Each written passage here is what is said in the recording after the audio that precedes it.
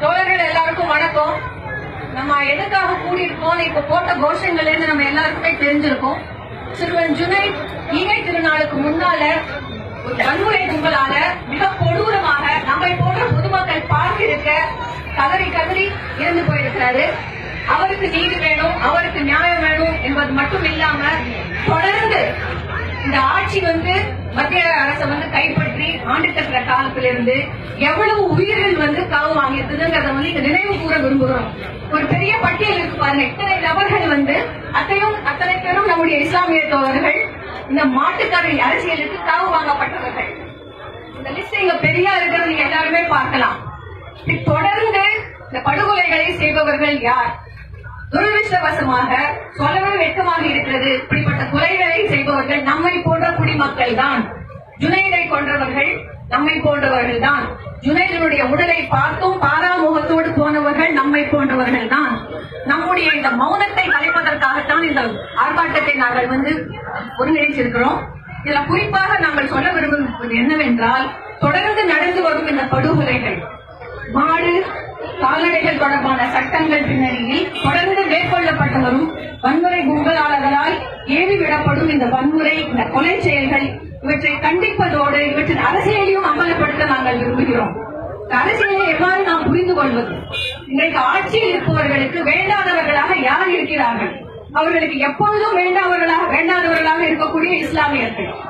ஒரு காலத்தில் படுகொலைகளை செய்தார்கள், மாஸ் கில்லிங்கில் இறங்கினார்கள். ஆனால் இன்றோ நாளொரு போதொரு வண்ணமாக யாரும் எதிர்பாராத இடத்தில், எதிர்பாராத தருணத்தில் நம்முடைய இஸ்லாமிய தோழர்கள் படுகொலை செய்யப்படுகிறார்கள். அடுத்து பார்த்தீர்களேயானால் தொடர்ந்து இன்றைக்கு எல்லா விதங்களிலும் எழுச்சிமிக்க சமுதாயமாக இருக்கக்கூடிய தலித் சமுதாயத்தை சேர்ந்த இளைஞர்கள், நம்முடைய ரோஹித் வெமுலா போன்றவர்கள் குறிவைத்து தாக்கப்படுகிறார்கள். மாணவர்கள் குறிவைத்து தாக்கப்படுகிறார்கள். யார் யாரெல்லாம் இந்த ஆட்சிக்கு எதிராக கேள்விகளை எழுப்புகின்றனரோ, யார் யாரெல்லாம் பகுத்தறிவு, ஒற்றுமை, சமத்துவம், சகோதரத்துவம், சமநீதி குறித்து பேசுகிறார்களோ அவர்கள் எல்லாம் இன்று குறிவைத்து தாக்கப்படுகிறார்கள்.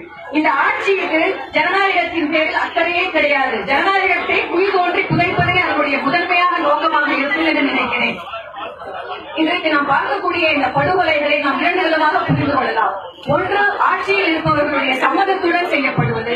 மற்றொன்று, ஆட்சியில் இருப்பவர்கள் சொல்வதை உண்மை என்று ஏற்றுக்கொண்டு நம்மை போன்ற குடிமக்கள் அதன் அடிப்படையில் கொலைகளை மேற்கொள்வது. இந்த கொலைகளுக்கு எதிராக நம்முடைய மௌனத்தை நாம் கலைக்க வேண்டியது மிகவும் அவசியமாகிறது. அதற்கு மிக அவசியமானது நம்முடைய சமுதாயத்தில் இருக்கக்கூடிய இந்த வன்மத்தை, இந்த வன்முறையை நாம் எவ்வாறு புரிந்து கொள்ளப் போகிறோம்? நாம் வாழ்வது ஒரு சாதி சமுதாயத்தில். சாதி சமுதாயத்தில் வன்முறை தான் அதற்கான ஒரு அடிப்படையாக இருக்கிறது. அடுத்தவரை பார்த்து அடுத்தவரை கேவலப்படுத்தி அடுத்தவர்களை சிறுமைப்படுத்திதான் ஒருவருடைய மனிதம் இங்கு நிறுவப்படுகிறது. நான் பெரியார் என்று சொல்லிக் கொள்வதற்காக அடுத்தவரை நான் சிறுமைப்படுத்தவே விரும்புகிறேன். சாதி சமுதாயத்தின் இந்த உள்ளார்ந்த வன்முறைதான் இன்றைக்கு நம்மை ஆட்சி செய்யும் காவி சக்திகளுக்கு மிகவும் ஒரு பயனுள்ள விஷயமாக போய்விட்டது. இன்றைக்கு தமிழ்நாட்டை நீங்கள் எடுத்துக்கொண்டீர்கள். நான் ஒரு மிகப்பெரிய பட்டியல் உங்கள் முன்னால் இருக்கிறது. இவர்கள் அனைவரும் தலித் மக்களின் உரிமைகளுக்காக போராடியதால் உயிர் நீத்தவர்கள். இவர்களை கொண்டவர்களும் வன்முறை கும்பல் தான். இவர்கள் காவி வெறிக்கு உட்பட்டிருக்கலாம், உட்படாமல் இருந்திருக்கலாம். ஆனால் கண்டிப்பாக ஜாதி வெறிக்கு உட்படுத்தப்பட்டவர்கள்.